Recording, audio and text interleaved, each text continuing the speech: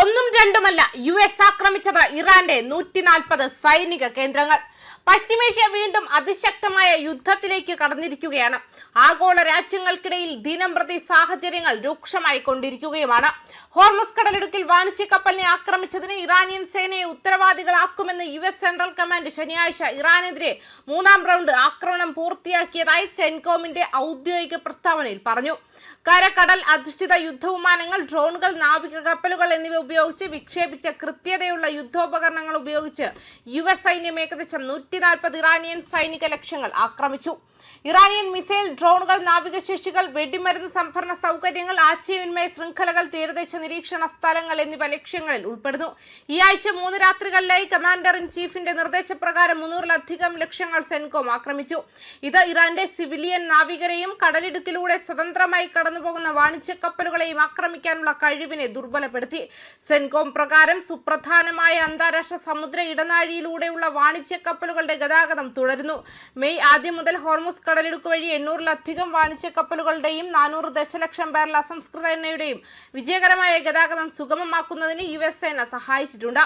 കഴിഞ്ഞ ദിവസം നേരത്തെ ഹോർമുസ് കടലിടുക്കിൽ വെച്ച് സൈപ്രസ് പതാകയുള്ള കണ്ടെയ്നർ കപ്പലായ MV GFS ഗാലക്സിയെ സെൻകോം ആക്രമിച്ചതിന് പിന്നാലെയാണിത്. US സെൻട്രൽ കമാൻഡ് എക്സിൽ നൽകിയ ഔദ്യോഗിക പോസ്റ്റ് അനുസരിച്ച് ഒരു സിവിലിയൻ ക്രൂ അംഗത്തെ കാണാനില്ല. കപ്പലിലെ തീപിടുത്തവും എഞ്ചിൻ റൂമിന് കാര്യമായ കേടുപാടുകളും കാരണം കപ്പലിന് യാത്ര തുടരാൻ കഴിയില്ല. വൈകുന്നേരം ഹോർമുസ് കടലിടുക്കിലൂടെ സഞ്ചരിക്കുന്ന സൈപ്രസ് പതാകയുള്ള കണ്ടെയ്നർ കപ്പലായ MV GFS ഗാലക്സിയെ ഇസ്ലാമിക് റവല്യൂഷണറി ഗാർഡ് കോർപ്സ് സേന നഗ്നമായി ആക്രമിച്ചതിനെ തുടർന്ന് US സെൻട്രൽ കമാൻഡ് സേന ഇറാനെതിരെ ഈ ആഴ്ച 3ാം റൗണ്ട് ആക്രമണം ആരംഭിച്ചുവെന്നും സെൻകോം പറഞ്ഞു. വാണിജ്യ കപ്പലുകൾക്ക് നേരെയുള്ള മുൻ ആക്രമണങ്ങൾക്ക് ഉത്തരവാദികളാണെന്ന് കണ്ടെത്തിയതിനെ തുടർന്ന് ധാരണാപത്രം പാലിക്കുന്നത് തെളിയിക്കാൻ ഇറാൻ അവസരം നൽകിയിരുന്നെങ്കിലും വീണ്ടും പരാജയപ്പെട്ടുവെന്നും സെൻകോം കൂട്ടിച്ചേർത്തു. ഇതിന് മറുപടിയായി കടലിടുക്കിലൂടെ സ്വതന്ത്രമായി കടന്നു പോകുന്ന സിവിലിയൻ നാവികരെയും വാണിജ്യ കപ്പലുകളെയും ആക്രമിക്കാനുള്ള ഇറാന്റെ കഴിവിനെ തുടർച്ചയായി താഴ്ത്തിക്കൊണ്ടുവരുന്നതിലൂടെ അമേരിക്ക കനത്ത വില ചുമത്തുകയാണ്.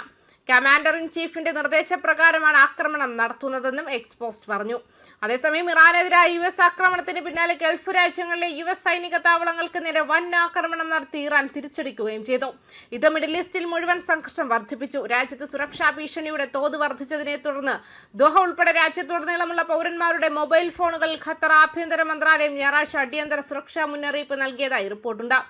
എല്ലാവരും വീടുകളിലോ സുരക്ഷിത സ്ഥലങ്ങളിലോ തുടരുമെന്ന് അഭ്യർത്ഥിച്ചു. ഗൾഫ് മേഖലയിലെ ഈ ഗുരുതരമായ സുരക്ഷാ പ്രതിസന്ധികൾക്കിടയിൽ സുരക്ഷാ നിർദ്ദേശങ്ങൾ കർശനമായി പാലിക്കണമെന്നും അടിയന്തര ജോലിയില്ലാതെ പുറത്തിറങ്ങുന്നതെന്നും ഖത്തർ സർക്കാർ ജനങ്ങളോട് അഭ്യർത്ഥിച്ചു. ഖത്തർ ആഭ്യന്തര മന്ത്രാലയം ഔദ്യോഗിക പ്രസ്താവന ഇറക്കിയതായി റിപ്പോർട്ടുകൾ പറയുന്നു. രാജ്യത്തെ സുരക്ഷാ ഭീഷണിയുടെ തോത് നിലവിൽ വളരെ ഉയർന്നതാണെന്നും വ്യക്തമാക്കി.